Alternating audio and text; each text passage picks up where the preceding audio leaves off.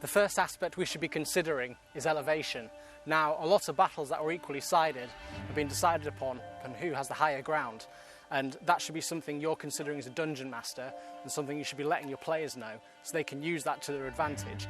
Now, elevation doesn't just help you in the sense of melee combat, it also aids your perception, what you can actually see going on in the battlefield. This is important, especially if you want your players to think tactically. Point being is that they should have assistance or boons, or they should be affected negatively depending on where they are in the battle and what they can perceive. Obviously this goes a little bit metagamery. They know what's happening with other players around the table, but the point is the characters don't. The next aspect I'd like to talk about is cover and concealment.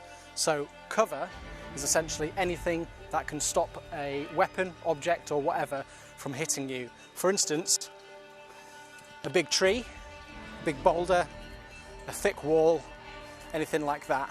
Meanwhile, concealment means you're protecting yourself from being perceived.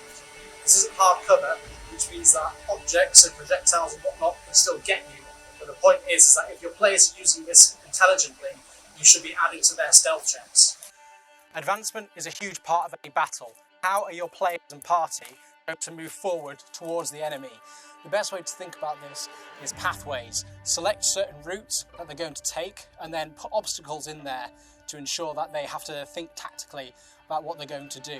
This will mean that certain parties with certain boons or disadvantages will go one way rather than the other, and therefore making that combat encounter a little bit more complex and a lot more interesting. Now, the fundamental reason why we enjoy DMing and being part of a D&D group is when your players interact with the world that you're trying to create on an interesting level. And this is a fundamental part of combat encounters as well. If players are just running into a straight line and hitting people, it's not interesting, it's not exciting, and it's not something that your players will remember in terms of a combat encounter. Now, adding, for instance, a cliffside to your encounters means that players will be able to do something than just hit. They'll be able to shove, they'll be able to grapple, there will be stakes at play other than just getting somebody's hit points to zero. Enveloping fire essentially means attacking from different angles. So this is intelligent because what happens is that the enemy will have less of the battlefield to use to their advantage, and your players will be able to use spells, weapons, all kinds of other things in an overlay. So that can be used also against them if you're setting up an ambush as a DM and you want a very, very difficult encounter for your players. But at the same time, the enemies, once they are defeated, have less space to retreat. Now, a fundamental aspect of D&D is difficult terrain. It doesn't have to be something overwhelmingly treacherous, just something enough to be able to make your players contemplate a different route, or to slow them down if they decide to go charging straight up that hill.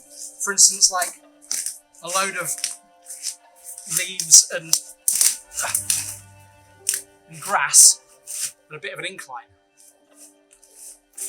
The last aspect of a good D&D combat encounter that I'd like you to contemplate is the idea that the battle can change partway through. For instance, reinforcements could be called. This all of a sudden means those players that have to stay at range from the combat will have to move around and contemplate other aspects of the terrain.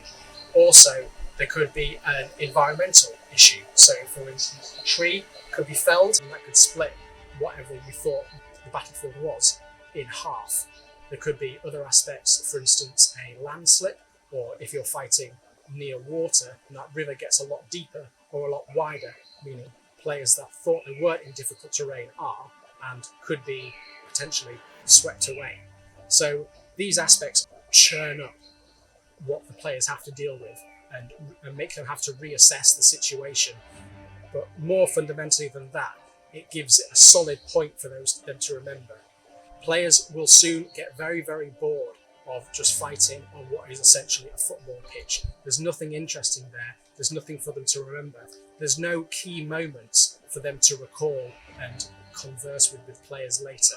And that's the point. There needs to be moments where the situation changes and they have to reassess, and that's what will make a memorable Dungeons & Dragons combat encounter.